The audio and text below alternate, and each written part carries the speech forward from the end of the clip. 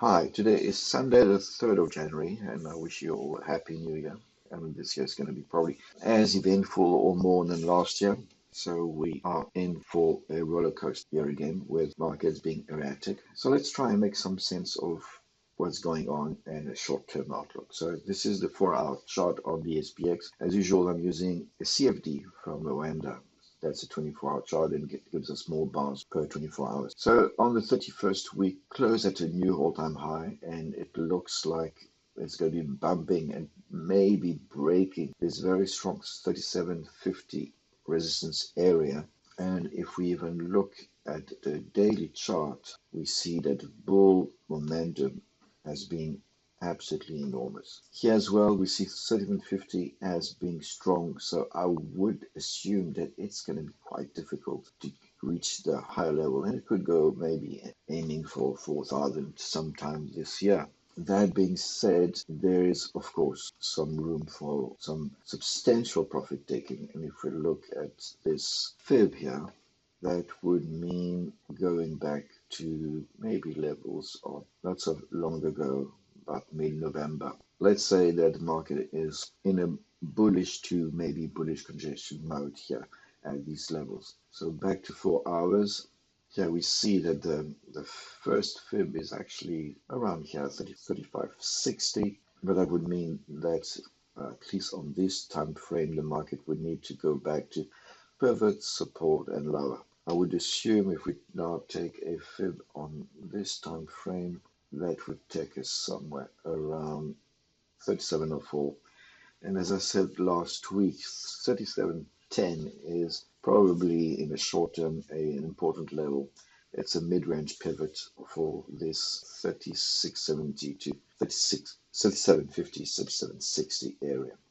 Even though options traders tend to be a little contrarian, I would think we need to go with the flow, and we cannot discard the scenario where we have early in the year a strong bull run again. We will see whether this level breaks, whether it's just an excursion.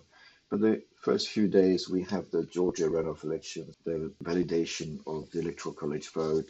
We've got a lot of things happening. And basically, until President Biden is in charge on January 20th, it could be a roller coaster month. I believe there will be also a change in policy. There are more and more indications that something pretty nasty is brewing around China. So please always take a look at what's going on the geopolitical front. So for this, I would say that for the next few days before the market goes down, we should have an excursion north, maybe a test of 750. That could even happen on Monday if 750 doesn't hold, because maybe it was just window dressing. And in this case, this excursion north must be ignored. So early in the day, we will see whether 3750 is now a support or is still a resistance. If it goes rapidly on Monday, Tuesday below 3750, we will watch for 3730 again, and maybe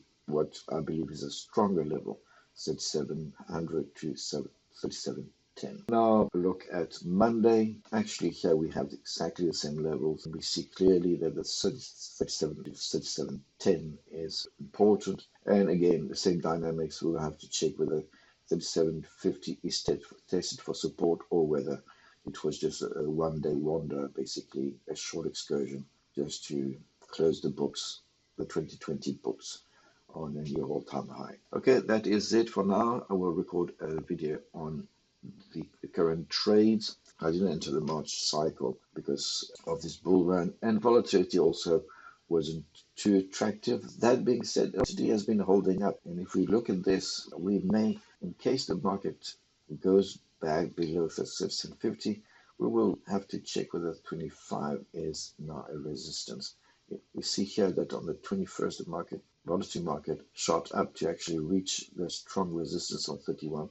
You can see that those lines work pretty well. Sometimes the dominant time frame is not like here, the 4 hour, and you may want to take cues from another time frames. It looks like exactly like I said, at 3710 is an important level. It's not always visible with those lines. This gray line is a third level support resistance. It's usually not as strong as it is showing here. it was more significant here. Anyway, I think we have to buckle up because we will have an interesting and probably very agitated early 2 to 3 months.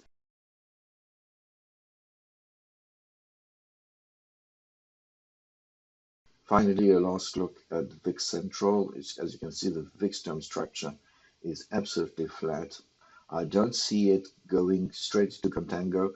We see January is low, and that could be because January will expire. I mean, the index expires on the 14th, and we will have the following Tuesday, the VIX expiring. And as you see here, in 16 days, the following Tuesday.